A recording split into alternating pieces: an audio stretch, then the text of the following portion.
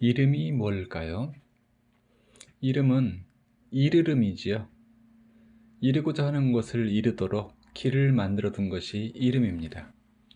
물론 알맞은 이름으로 살았을 경우 이야기입니다.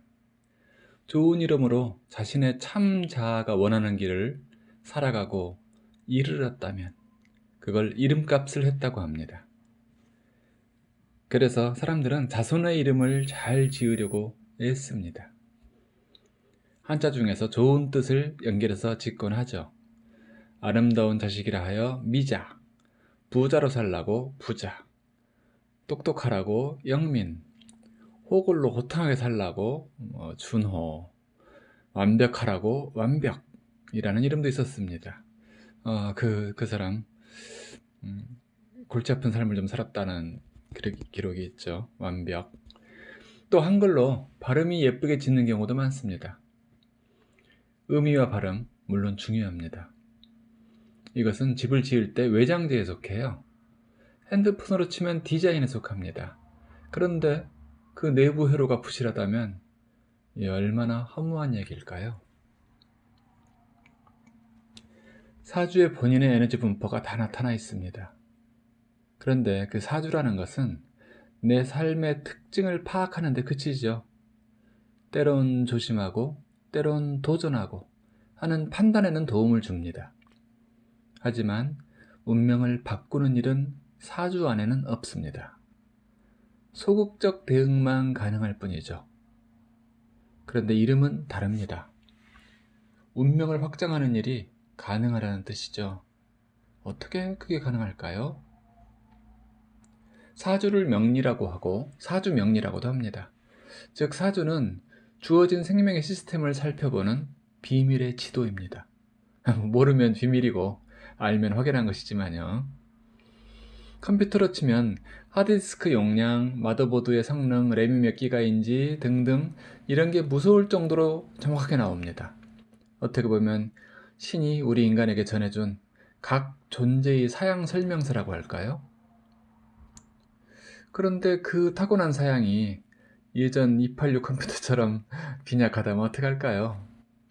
못생겼는데 뚱뚱하고 게으르며 물려받은 돈도 없는데 몸은 맨날 아프고 움직이는 종합병동이고 애인은 생길 기미도 안 보이고 취직도 어렵다면 노숙자? 그것도 쉬운 일은 아니라고 들었습니다. 그리고 그것은 뒤로 물러서는 일이지 현실을 개선하며 당당하게 나아가는 길하고는 거리가 멉니다.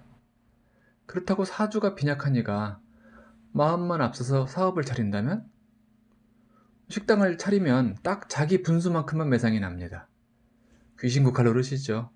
갈비집을 차려도 분식집 수준의 매상만 나간다던가. 그리고 분수를 넘어선 투자는 바로 큰 손실과 빚으로 이어지게 되죠. 월급쟁이라면 어떨까요? 월급을 받아서 일정한 부분을 모아가지고 집을 사려 해도 집값이 오르는 보폭을 따라잡지 못하곤 하죠. 또 개인 사업을 하여 큰 돈을 만지기는 하는데 어떤 사람은 돈이 쌓이지를 않는 경우 매우 흔합니다. 이 경우 사주에 살펴보면 돈이 돌기는 하되 모이지 않는 그 시스템이 있어요. 구멍이 있어요. 그럼 어떡할까요? 주어진 숙명에 순응하며 자기 분수껏 살면 되는 걸까요? 그래서야 그게 무슨 삶의 주인공입니까? 당신은 자기 운명의 주인공으로 태어났습니다. 막힌 곳은 뚫으면 되고 새는 곳은 보수하면 됩니다. 좁은 길은 넓히면 되고 더러운 거리는 깨끗이 치우면 됩니다. 그게 사주와 이름의 놀라운 콜라보레이션이죠. 사주를 바꿀 수는 없지만 놀라운 에너지 변환 증폭기가 있습니다. 그것도 우리 모두에게 공평하게 말이죠. 감사하게도 신은 사주에 이어 또 하나의 비밀 키를 제시했으니 그게 바로 이름입니다. 그 운명의 회로를 파헤치고 점검하여 내부 수리하고 바꿔가는 것이 장명이며 계명입니다.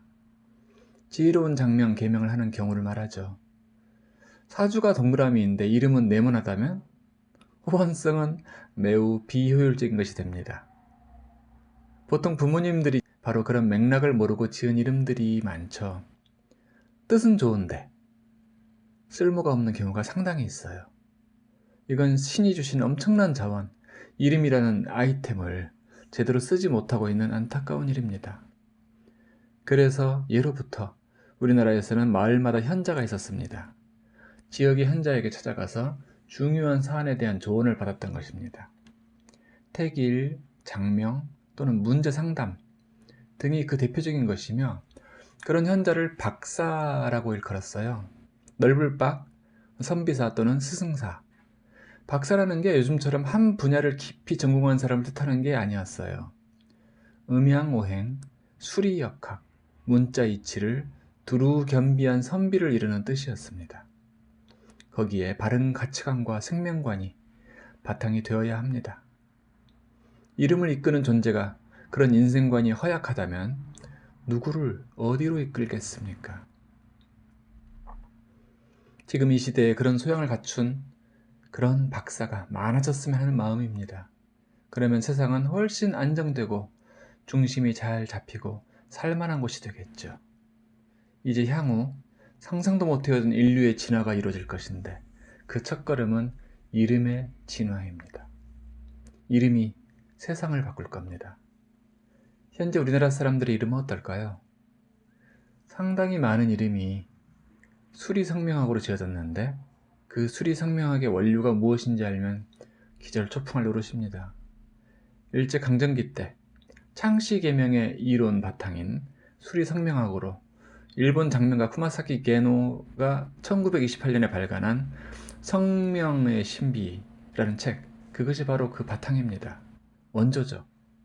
그 원리로 지어진 이름들, 원리가 맞지 않고 우리 얼이 빠져버린 장명법, 그게 인터넷에 떠돌고 있어서 많은 이들이 그 수리 장명으로 쉽게 이름을 지어버리곤 하죠. 획수 더하면 되니까. 참, 그것은 마땅히 사라져야 합니다. 식민지를 쉽게 다스리기 위한 장명법이었거든요.